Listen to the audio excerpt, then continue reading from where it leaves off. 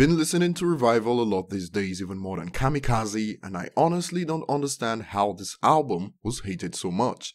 Some even describe it as the worst album of 2017, and anyone that believes that should just take a break from listening to hip-hop music, since the genre is clearly not suitable for such a person. I suspect that the breaks at the chorus is the major reason this song is not as huge as Rap God, since the chorus breaks may be a turner for some people, but boy, when the beat kicks in and Eminem is flowing on the beat, the song has Rap God beat in some areas when it gets going, and this is one of those songs that grows on you with time. It's also got some clever and funny bars that probably went over the heads of most people that didn't give Revival a chance. We'll be examining some of the best bits of the song, and if you're new to the channel, remember to subscribe and turn on notifications. Before we start picking out some of the best bars, it's important to talk about the chorus and what it symbolizes in the song. First of all, it shows that Eminem doesn't feel an ounce of guilt or regret towards those he offended throughout the years, and the chorus of the song is based on the children's song Nobody Likes Me, Guess I'll Go Eat Worms. The melody is used by Eminem on Offended, and this symbolizes how Eminem views people who still get offended by his lyrics after all the years, and with the reputation that precedes him. Eminem sees them as childish, and in his opinion, they are the people who need to grow up, not him. Eminem starts by dropping a series of bars that show how fake rappers do much talking, but in reality, they can't do most of what they claim in their music. Catching bodies means to kill, or have someone kill for you, and many rappers on songs claim to be hitmen or have affiliation with killers, and Eminem shows how lame these rappers are in reality. Wouldn't catch a body if it fainted, probably let it fall and hit the pavement, which would be the first lobbying to claim it. Notice how Eminem plays on the phrase catch a body, and refers to it in a literal sense, and yet, these rappers that claim to be killers still wouldn't be able to catch a body. And Eminem expands on this to add that as soon as the body hits the ground, these rappers dive in like vultures to claim responsibility for the hit, which Eminem refers to as lobbying to claim it. And Eminem proceeds to let these phonies know that he can see through them through all the tough guy act. Eminem expands on just how harmless these rappers are. The only time you get the blade is probably with the dang lawn equipment, ain't it? Wouldn't take a bobby pin and wave it. Notice the wordplay on blade, which means knife on its own, but this is connected to also mean blade of grass. So Eminem is implying that the only time these phonies come in contact with using a blade to cut something is when they are mowing a lawn, and in reality, they don't have the guts to even wave something as tiny as a bobby pin. In the next bars that follow, Eminem implies that other rappers are like Xerox photocopiers, which is a shot at the originality of other artists while it remains original. So when it comes to debates, it's not even a contest when people talk about who's the best. Eminem dissed President Trump in his BET freestyle before Revival released, but Trump is yet to respond to Eminem.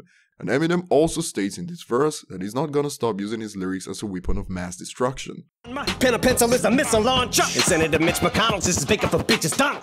Mitch McConnell in that bar is a United States Senator and is currently serving as Senate Majority Leader.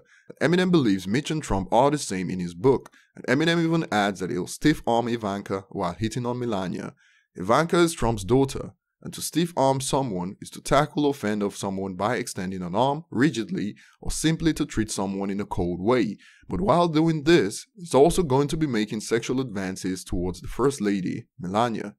Eminem starts the next verse of the song and gives a subtle reference to cleaning out my closet, where after he got his snare, he shocked the world by dissing his mom, and here Eminem refers to this as these drums and hard snares bring out the worst in me, like Justin Ross Harris at a nursery.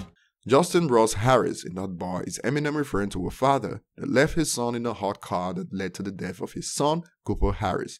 He is currently incarcerated, spending life without parole for the death of his son, although he claims it was all an accident. So Eminem refers to this to show how bad he can get when he's on a nice beat. For the critics that claim Eminem's music is too immature, Eminem has this to say. A chick that looks like Janet Jackson with a Spanish accent, twice her age and I'm acting half it.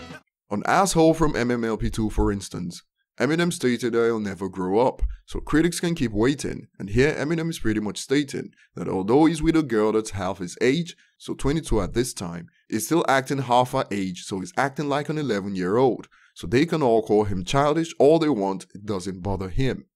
Eminem also plays on a controversial incident that involved a public figure. While I get fellatio and give a facial to an interracial blow up to all of Rachel Dole's, y'all. This is a funny one because Rachel Dolezal, mentioned in that bar, is a former civil rights activist who claimed to be a black woman, only to be exposed later on to have no African ancestry.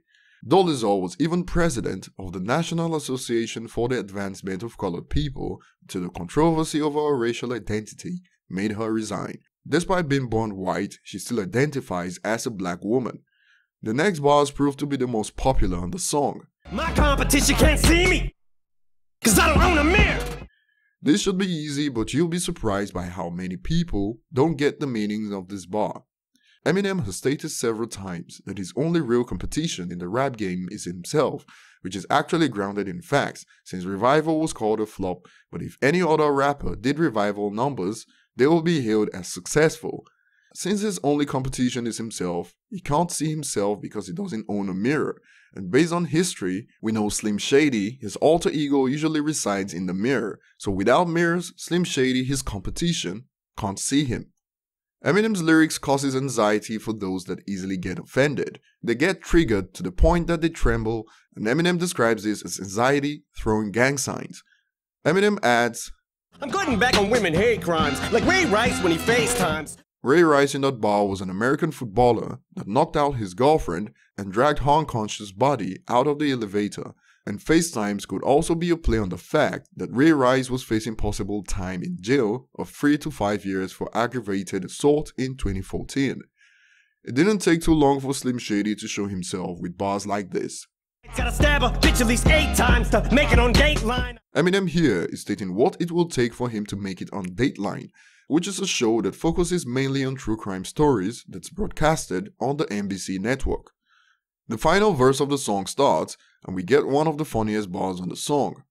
Eminem starts by admitting that he's not bothered if he finds his lyrics to be childish, and proceeds to play on the word pole and pole. 8-year-old with the wordplay, girl, take this poll like a survey.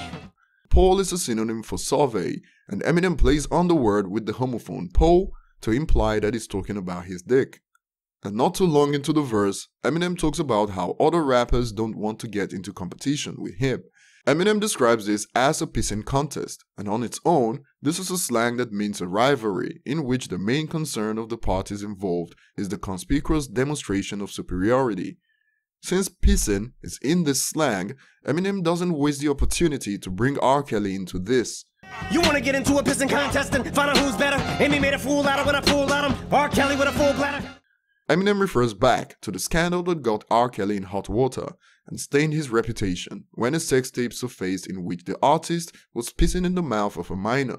Eminem will also use this to describe MGK Not Alike that released in 2018.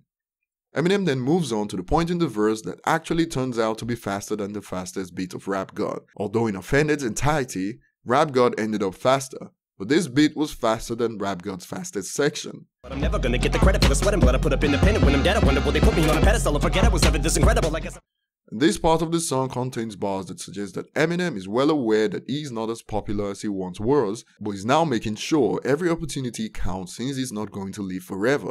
And Eminem even wonders how he's going to be remembered since right now, he's not getting the respect he deserves despite giving his all to hip-hop. What are your thoughts on this? Tell us in the comment section below, and if you'd like to support the channel, consider donating to our PayPal in the link in the description. Thanks for watching, and don't forget to subscribe if you enjoyed this.